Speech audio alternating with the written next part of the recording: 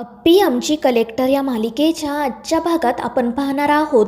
रुपालीला शुद्ध येते आणि तिला सगळं काही आठवतं. त्यानंतर ती बाहेर येऊन बाळाला छातीशी कवटाळते आणि त्यावेळी स्वप्नील तिला काही बोलणार इतक्यात रुपाली म्हणते की मला सगळं काही कळलं आहे. मला माहिती आहे की हे बाळ आपल्याला देवळात सापडलंय. आणि रुपालीचं ते बोलणं ऐकून घरातील सगळ्यांनाच धक्का बसतो. मनी मावशी तर खूपच घाबरते आणि मग रुपाली सगळ्यांना सांगते की मी आता पूर्णपणे बरी झाली आहे. मला सगळं काही आठवलं आहे. आणि ते ऐकून घरातल्यांचा आनंद तर गगनात मावेनासा होतो. स्वप्नील तिला पुन्हा पुन्हा विचारत असतो की रुपाली तुला खरंच काही त्रास होत नाहीये ना गं?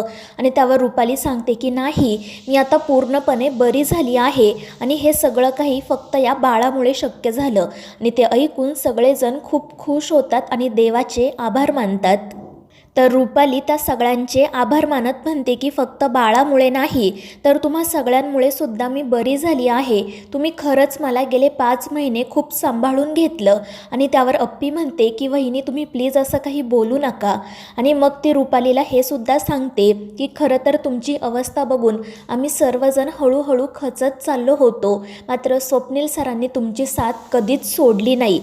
तर अर्जुनही सांगतो हो ना, एक वेळ तर अशी आली होती की आम्हाला वाटत होतं तुम्हाला हॉस्पिटलमध्ये ॲडमिट करावं, मात्र दादाने स्पष्टपणे नकार दिला. त्याने स्वतःहून तुमची सगळी काळजी घेतली. आणि ते ऐकून रुपालीला खूप आनंद होतो. आणि मग त्यानंतर पिहू सुजयला इशारा करते.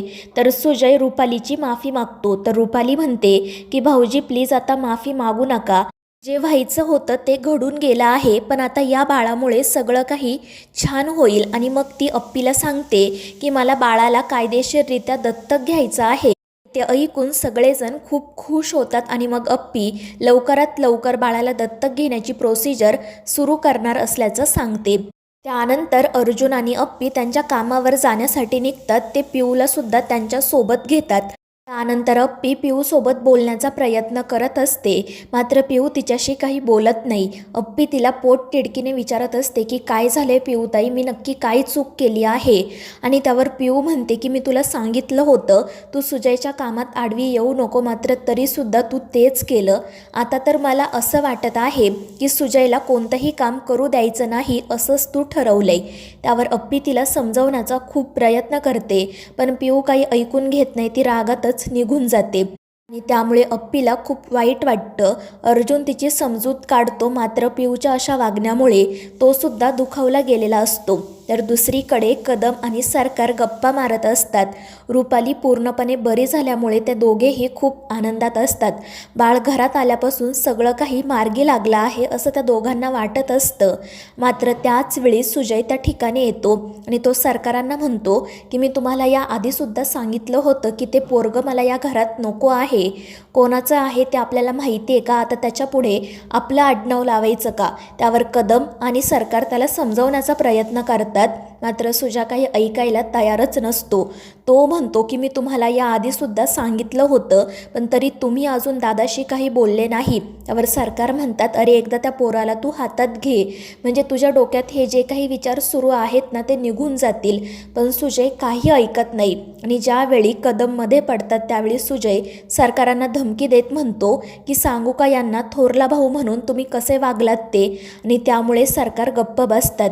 तर सुजा म्हणतो की त्या पोराला लवकरात लवकर घराबाहेर काढा नाहीतर, आणि मग तो तेथून निघून जातो. तर कदम विचारत असतात नाहीतर काय करेल हा? तर सरकार म्हणतात काही नाही रे, दारू पिऊन येईल आणि धिंगाणा घालेल, दुसरं काय करेल?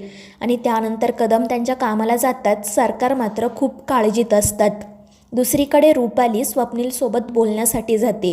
स्वप्नीलने तिची गेली 5 महिने ज्या प्रकारे काळजी घेतलेली असते त्यामुळे रुपाली त्याचे आभार मानते. तर स्वप्नील म्हणतो की रुपाली यात आभार मानण्यासारखं काय आहे? जर माझ्या जागी तू असती तर मी जितकी काळजी घेतली आहे ना त्यापेक्षा जास्त काळजी तू घेतली असती. आणि त्यावर रुपाली म्हणते अगदी खरं आहे, कारण माझं तुमच्यावर खरंच खूप प्रेम आहे. आणि मग त्यानंतर ते दोघेजण बाळाविषयी बोलत असतात आणि बाळाला लवकरात लवकर दत्तक कसं घेता येईल याचाच विचार करत असतात.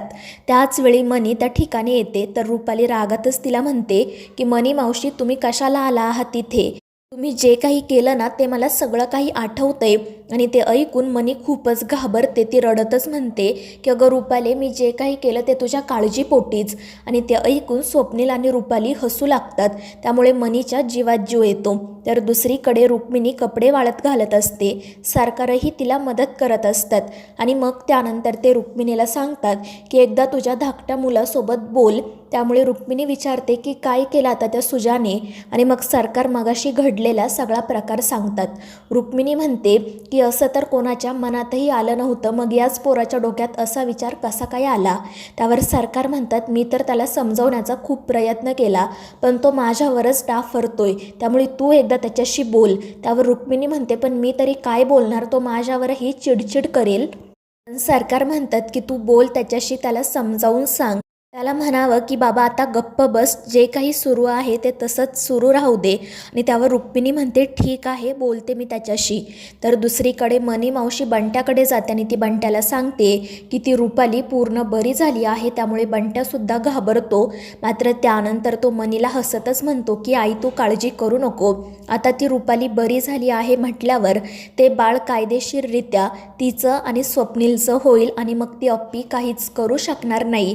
ती सारखी कायदा करत असते ना, आता त्याच कायद्यामध्ये मी तिला कसं अडकवतो बघ. आणि ते ऐकून मनीसुद्धा खुश होते.